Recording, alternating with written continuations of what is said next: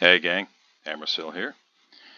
So you can see we've got an all tier 10 match, and I am playing the Harugumo. It's a very fun ship. I've struggled a little bit over the last, week and a half, 2 weeks since I got this ship. I think primarily, because it's a new ship, and I have to say there's been, and I know others have commented on it, some of the CCs, and I'm sure it's being discussed in the forums, and there have been a lot of lopsided matches. So, we get a team that's loaded for bear with players with lots of experience and high win rates, and get another team of relatively inexperienced players with relatively low win rates. And yeah, anything can happen, and that's why they play the game and all that other stuff. But I think statistically speaking, probably if you get one team that's loaded up and the other that's not, you would see that the team that's loaded up probably does a little bit better. So, I preface this game with all of that, only to say that it's still possible to have a great time, win or lose, and in large part it depends upon the personalities and interactions of your fellow players. And in this game, there were some of the RNG guys that I think were just really just kind of exemplary in terms of their interactions. You can see that they've started a chat in the chat box, because we've got a 3-player division, Smolensk, and Summers on the other side with some RNG guys, and then you've got one RNG guy on our side, and that's Storm that I referenced there. And I just thought I'd have a bit of fun, and they all, I think, kind of got into the spirit of the fun rather than the over-competitive, highly salty and toxic interactions that some of us have seen more often than we really want to. So, I'm moving over here to support the Smolensk, Kremlin, and Yoshino that are over here with me. There's no cap to contest, so I don't want to push too far forward. And I'm looking at our Smolensk and really hoping that he doesn't push too far forward, but really, in my opinion, he may already have pushed a little too far forward. He's getting his torps away, and I'm sure he's working to change his angle. And I'm basically just trying to create a distraction here.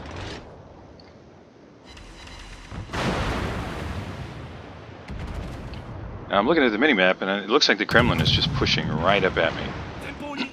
And that is, of course, a little bit dangerous, because as you can see, we've got a boatload of torpedoes coming this way.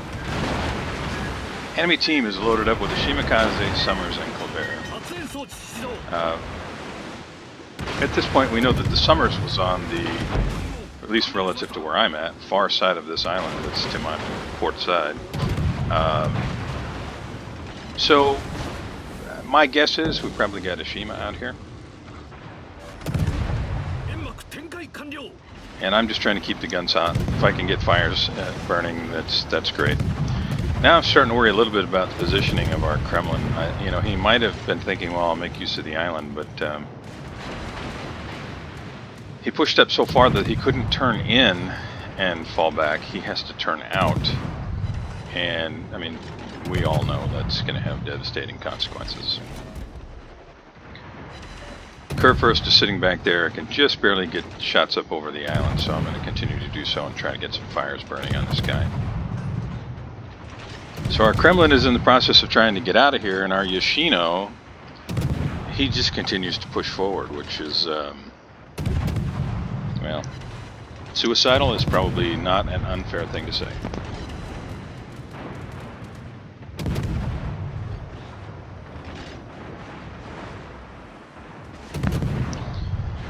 Yoshino realizes maybe too late that he's probably pushed up a little too far.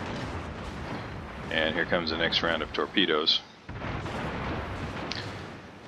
So I'm going to go ahead and start rolling backward. Our Smolensk has already fallen back.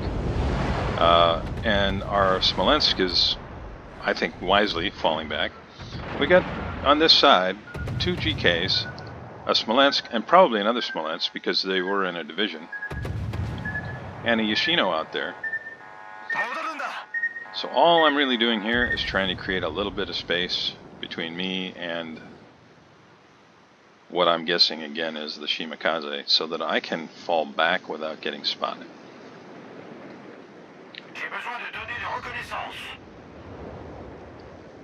And as you can see, our Yoshino is all in, and it really just amounts to kind of a pointless YOLO.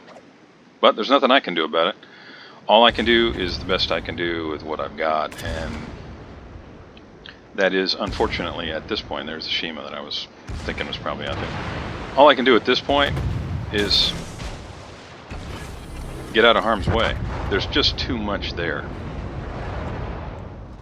Now, we're down 3 ships early, and there's reason to be concerned about the ultimate outcome of this game. But it's not over till it's over. And I know that our Smolensk captain knows that. He's still fighting the good fight. And I'm trying to create a little bit more space. My guess is the Shima is probably moving closer, making use of his excellent detection range in an effort to put eyes on things for the ships that are behind him. Now I know they're going to push up on this side. There's really no way that they wouldn't.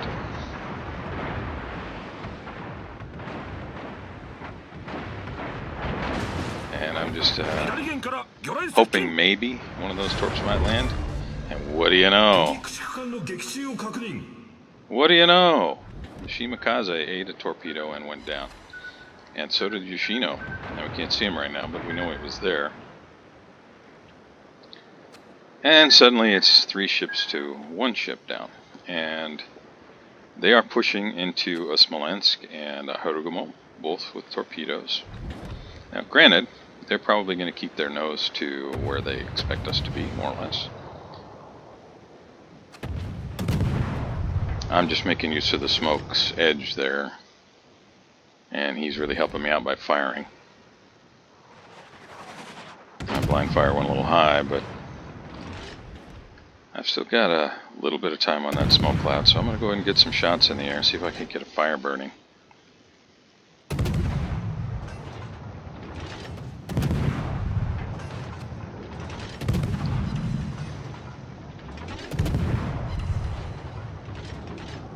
There we go, somebody fired, and there's a fire.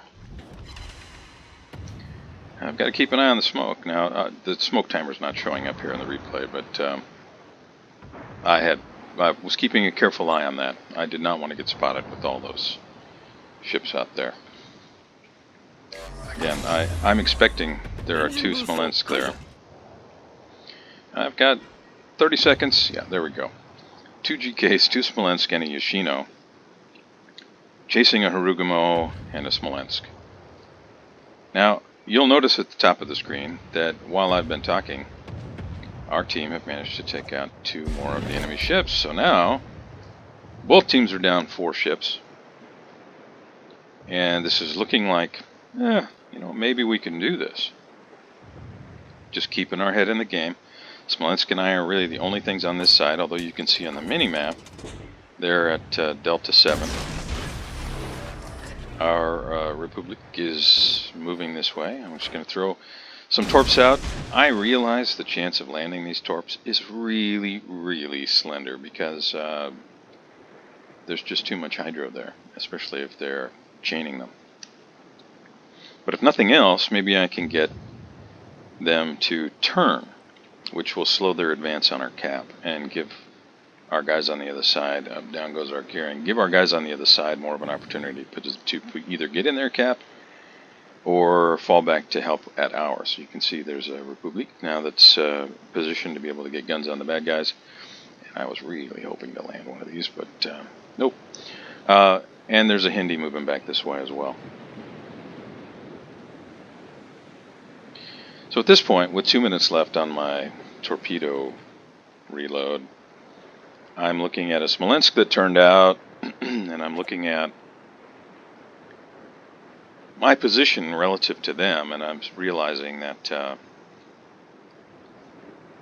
the gap between these islands might be my next opportunity to torp. So rather than smoking up and getting the guns hot, because at this range to the nearest Smolensk, they could close the distance really fast. And with hydro, spot me in the smoke, and that would be basically that would be it. Because two of those things at close range against my DD, just no way I'd last very long. So discretion being the better part of valor, at least in this case, in my opinion, I am going to position to be able to take advantage of this gap in the hope that they are going to just push right into our cap.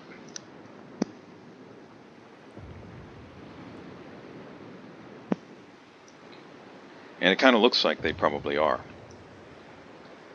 Smolensk, our Smolensk, is continuing to kite, which is just smart. And down goes our Montana.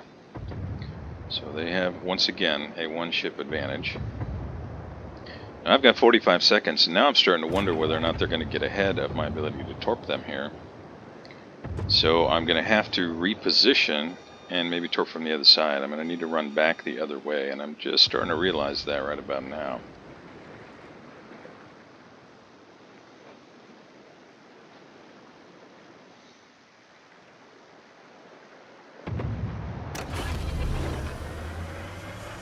Engine boost 始動.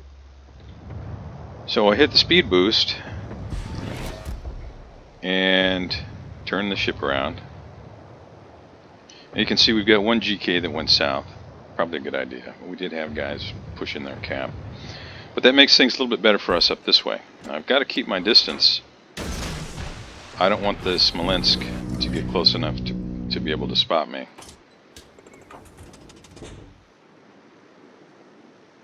So we've got Smolensk, Yoshino, and a GK all moving in. I lost a torp there. That's kind of a bummer. Maybe you saw it on the corner of the island. There must be something sticking out just under the water, the surface of the water, that caught one of those torps. And now, yeah, lost another torp. Now I'm going to go ahead, and I'm sure his hydro's up. He seemed to be turning a little bit sooner than would otherwise make sense. But I don't think that GK is going to be able to stop in time. And I'm going to just be able to farm damage on this guy until he dies. There we go. Now I'm a little concerned that the Smolensk that we saw a second ago might reappear. You can see he's just south of the island. One of my teammates got the Smolensk that was threatening to push toward me. And now, for the first time, we have a ship advantage. 6 ships to 5, but boom, just like that, it's all evened up again. But they've got a 47-point advantage, and they're in our cap, which is definitely not good for us. So, I don't really have much of a choice here, but to try and get eyes on things, keep the cap reset as best I can. You can see the Smolensk there. He's going to start just blasting me. Even if his guns have been facing the other way, they turn so fast that there's not much I can do here other than just try to reset and then fall back, get undetected, and hope that some of my friends out there on my team can continue to smack that Smolensk and keep them from capping. Now, he's decided at this point he's just going to leave the cap, but we know that there's somebody in there, right? I mean, it's still flipping, and that's the Yoshino. You can see it on the mini-map. So I'm debating, what do I do here? Our Smolensk is still, literally still running away, and he's got very little HP left. And I'm sure he's thinking, well, I don't want to die because, that makes it even easier for the red team to win this match. Now, Yoshino pops up, and he and the GK are continuing to push, which I guess I can kind of understand. They don't want to sit still because there's a threat of torpedoes. Now, again, I know this is a long shot, but I'm going to put torpedoes out here. Probably his hydro is going to spot him. He knows I'm out here.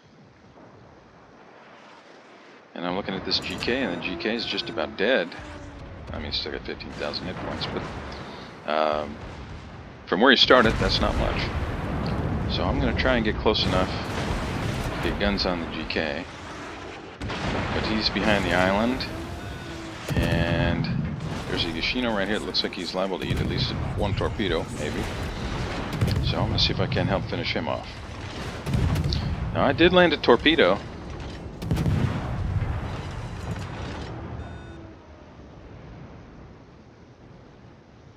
So I heard that Smolensk that was in the smoke, and I am detected. So I'm just going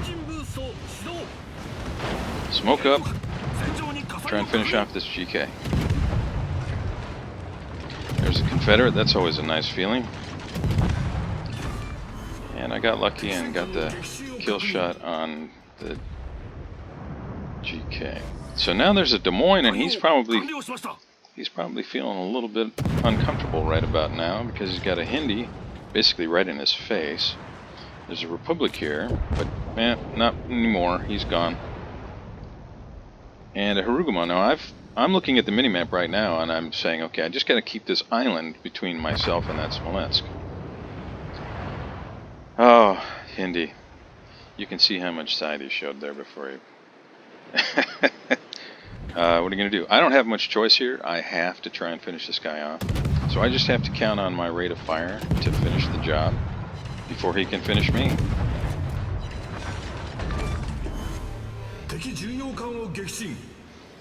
And now I have a decision to make. We're down roughly 100 points. And I have to guess whether Smolensk is going north or going south. My guess is that he is going to try and head for our cap. But I have to be positioned to be able to get guns on him if I'm wrong and he pushes to the north.